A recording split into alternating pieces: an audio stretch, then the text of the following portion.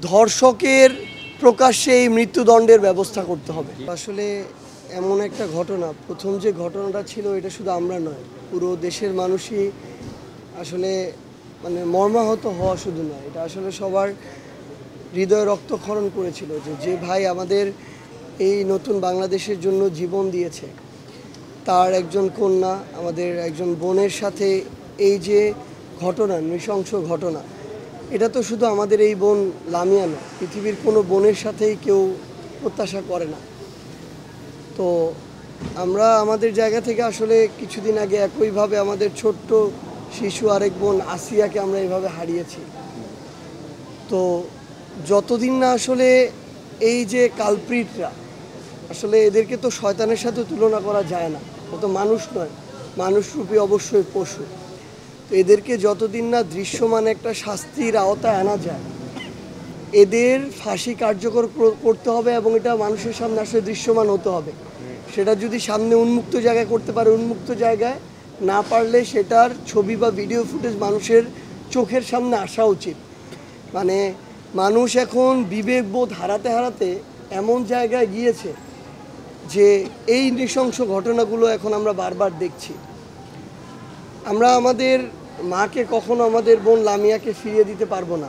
মাত্র আমাদের মাকে যখন আমরা কখনো তাকে সান্ত্বনা শব্দ দিয়ে দেওয়া যায় না, তারপরে যখন চেষ্টা করছিলাম তিনি বললেন একটা কথাই, যে তোমরা কি আমার লামিয়াকে ফিরিয়ে দিতে পারবে কিনা। এর কোনো উত্তর আমাদের কাছে নেই, এটা এই পৃথিবীতে আর সম্ভব না।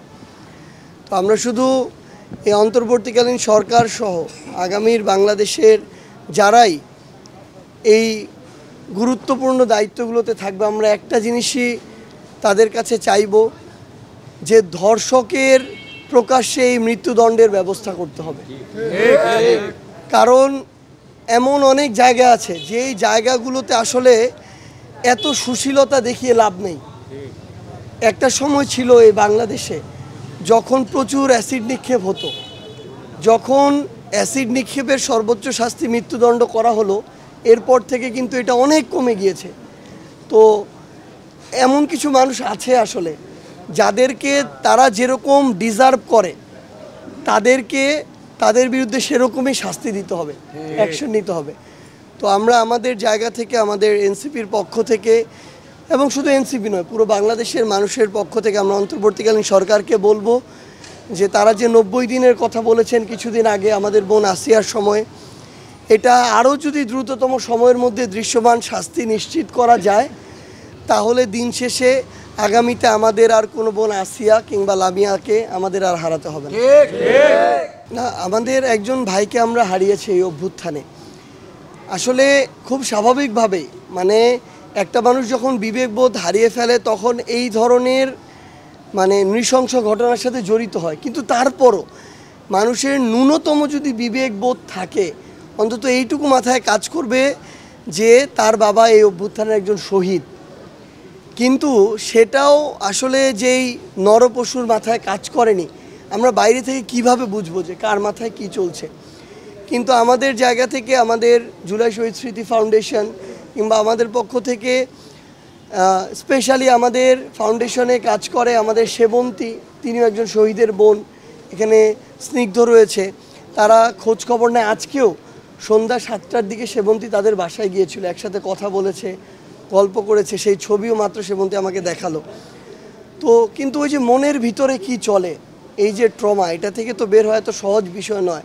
হয়তো একজন মানুষ আসে, তার সামনে একটু হাসি মুখে কথা বলে, কিন্তু মনের ওই দুঃখটা তো সবার সামনে প্রকাশ করা যায় না।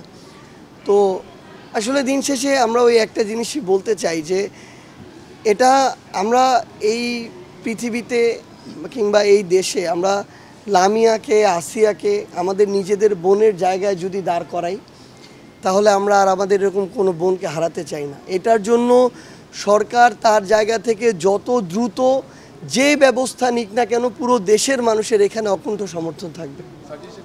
না, এটা কি এরকম তার পর্যন্ত দেওয়া হয়েছিল এরকম, এটা কেউ কনফার্ম?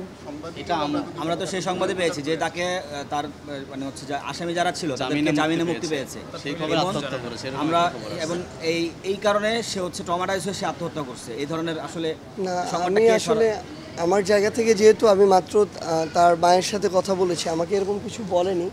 সো যেহেতু আমি আমার জায়গা থেকে জানি না, আসলে ভাই আপনারা এখন আপনাদের জায়গা থেকে দেখবেন যে আমরা এই মুহূর্তে মানে বাংলাদেশের পার্সপেক্টিভে এটা একদম দেখছি যে কিভাবে গুজব প্রোপাগান্ডা দিয়ে মানুষকে মানসিকভাবে হেনস্থা করা, বিব্রত করা, অস্বস্তিকর পরিস্থিতিতে ফেলা এই কাজগুলো হচ্ছে।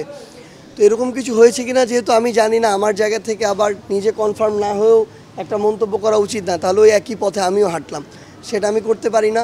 কিন্তু আমার জায়গা থেকে আমি একটা জিনিসই বলি, এখানে তো জামিন হয়নি, যেটা আমরা বিভিন্ন নিউজেও দেখলাম নাকি জামিন হয়ে গিয়েছে, জামিন আসলে হয়নি। কিন্তু আমরা আমাদের জায়গা থেকে এই যে একটা মিথ্যা তথ্য যদি পেয়ে থাকে, আমি জানি না পেয়েছে কিনা, একটা মিথ্যা তথ্য দিয়ে কিন্তু একটা মানুষের মানসিক অবস্থা অনেক বিপর্যস্ত হতে পারে। কারণ দিন শেষে মানুষ সমাজে তো বাঁচতে হবে, তো মানুষ চিন্তা করে যে আসলে আমি এই সমাজের সামনে ওই মুখ নিয়ে আর দাঁড়াতে পারবো কিনা। তো এই জিনিসগুলো মানুষকে মানসিকভাবে অনেক পীড়া দেয়। তো এই জায়গা থেকে আসলে যদিও এই একটা কথা বলা উচিত না, তাও আমি বলি আমাদের পুরো দেশের মানুষের এখন মিডিয়াতে, নিউজে, পোর্টালে কোনো একটা কিছু দেখেই যেন ওইটাকেই আমরা চিরন্তন সত্য না মনে করে ফেলি, যেন একটু নিজেরা আমাদের জায়গা থেকে যাচাই করার চেষ্টা করি, এটা একটা বিষয়। আর দিন শেষে আসলে এই যে যারা এরকম অপকর্ম নৃশংসতার সাথে জড়িত, সেই আসামিদের জামিন যেন কোনো বিচারকের রায় না হয়। যেই বিচারক এমন একটা মামলার একজন আসামির জন্য লড়ে কিংবা জামিন নেয়ার ব্যবস্থা করে, কিংবা যেই আইনজীবী এই জামিন নেয়ার জন্য লড়ে, আমরা মনে করি যে তাদের ওই বিবেকবোধের জায়গাটুকুও তারা প্রফেশনালিজমের জায়গায় হারিয়ে ফেলেছেন। তো দয়া করে এই যে যারা এরকম নৃশংস কর্মকাণ্ড ঘটায়, এই নরপশুদের পাশে যেন আমরা আমাদের জায়গা থেকে কোনো সিম্প্যাথি না দেখাই, এবং তাদের যত দ্রুত সময়ের মধ্যে সর্বোচ্চ শাস্তি মৃত্যুদণ্ড কার্যকর করা যায় এবং পুরো দেশের মানুষের সামনে এটা দৃশ্যমান হয়, সেই ব্যবস্থাই আমরা অন্তর্বর্তীকালীন সরকারের কাছে চাই।